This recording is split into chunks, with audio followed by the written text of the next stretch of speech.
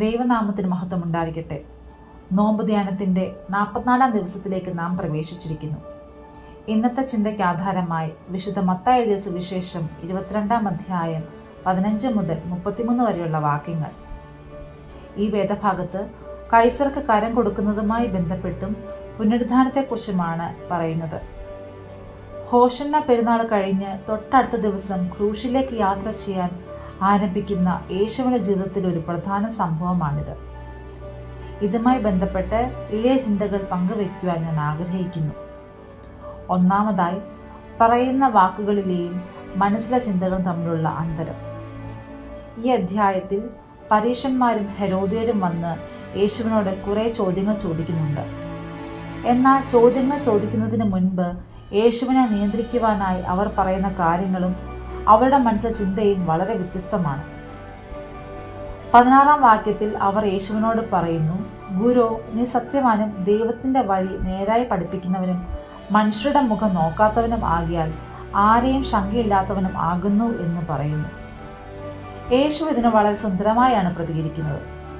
യേശു അവരുടെ മനസ്സിലെ ചിന്ത മനസ്സിലാക്കി, അതായത് ദുഷ്ടവിചാരങ്ങൾ മനസ്സിലാക്കി ചോദിക്കുന്നു, കപടഭക്തിക്കാരെ എന്നെ പരീക്ഷിക്കുന്നത് എന്തിന് എന്ന് 18-ാം വാക്യത്തിൽ കാണാം.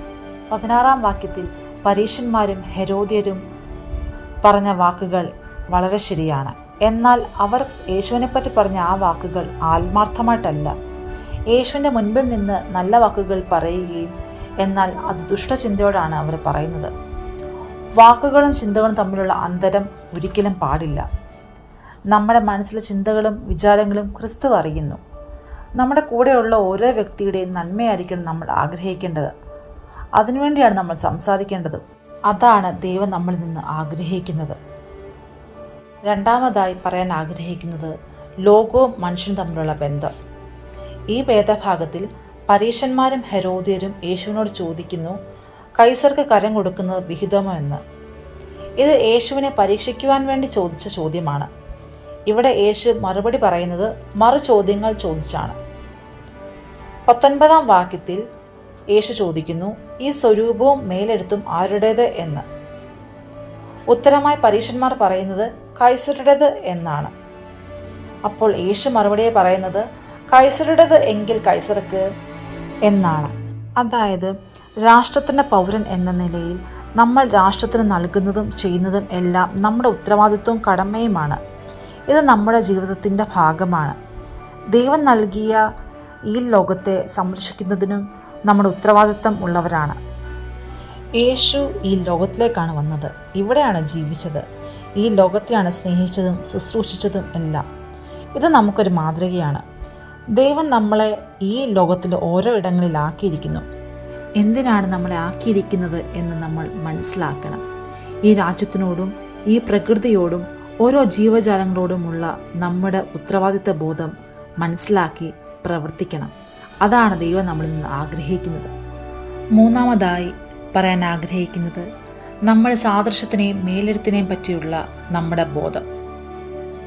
19-ാം വാക്യത്തിൽ കാണാം, നാണയത്തിലെ മേലെഴുത്തും സ്വരൂപവും ആരുടേത് എന്ന് യേശു ചോദിക്കുന്നു. അതിൽ കൈസറുടെ മേലെഴുത്തും സ്വരൂപവുമാണുള്ളത്. യേശു പറയുന്നു, കൈസർക്കുള്ളത് കൈസർക്ക്, ദൈവത്തിനുള്ളത് ദൈവത്തിന് കൊടുപ്പിനെന്ന്. കർത്താവിൽ പ്രിയരെ, ഉൽപ്പത്തി പുസ്തകത്തിൽ കാണാം, മനുഷ്യനെ ദൈവം സൃഷ്ടിച്ചത് ദൈവത്തിൻ്റെ സാദൃശ്യത്തിലും സ്വരൂപത്തിലുമാണ്. ദൈവത്തിൻ്റെ മുദ്ര നമ്മളിലുണ്ട്. നമ്മുടെ ജീവിതത്തിൻ്റെ പ്രതിച്ഛായ ദൈവത്തിൻ്റെതാണ്. അരിസ്റ്റോട്ടൽ ഇങ്ങനെ പറയുന്നു, നീ ആര് എന്ന് അറിയുന്നത് ആണ് എല്ലാ ജ്ഞാനങ്ങളുടെയും ആരംഭം. പ്രിയരെ, ദൈവം നൽകിയിരിക്കുന്ന ഈ സാദൃശ്യവും മേലെഴുത്തും കാത്തു സൂക്ഷിക്കേണ്ടത് ഗൗരവമേറിയ കാര്യമാണ്. നമ്മുടെ വാക്കുകളും പ്രവൃത്തിയും അതനുസരിച്ചാകണം. അതാണ് ദൈവം നമ്മളിൽ നിന്ന് ആഗ്രഹിക്കുന്നത്. ഈ നോമ്പ് ദിനത്തിൽ നമുക്ക് മറ്റുള്ളവരെ പരീക്ഷിക്കാതെ അവരെ നന്മ ആഗ്രഹിക്കുവാനും അവർക്ക് വേണ്ടി നല്ലത് സംസാരിക്കുവാനും ഉത്തരവാദിത്ത ബോധമുള്ള പൗരനായി ജീവിക്കുവാനും നമ്മുടെ ദൈവ സാദൃശ്യത്തിനെ മനസ്സിലാക്കി പ്രവർത്തിക്കുവാനും ഇടയാകട്ടെ എന്ന് പ്രാർത്ഥിക്കാം. ദൈവം നമ്മളെ എല്ലാവരെയും അനുഗ്രഹിക്കട്ടെ.